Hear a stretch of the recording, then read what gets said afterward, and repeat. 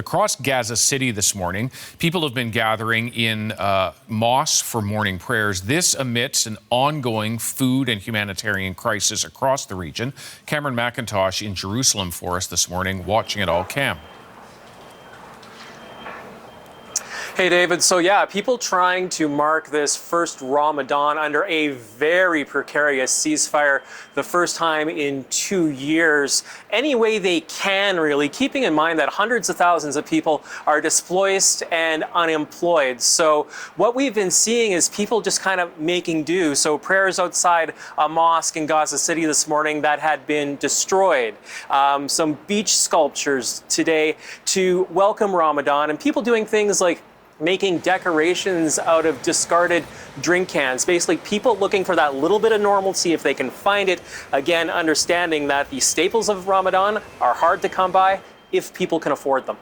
Yeah, and of course, this coming amidst an ongoing crisis around humanitarian aid, one that has been long-standing. What is the status of how much aid is getting into Gaza? Yeah, so it's a holy holiday and a festive holiday. It involves fasting. Food is important here.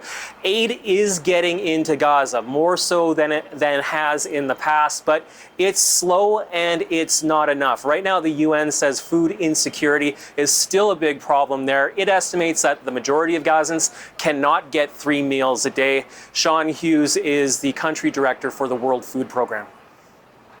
We need a sustained scale up of humanitarian assistance in order for people to recover. 75% of the population are still acutely food insecure.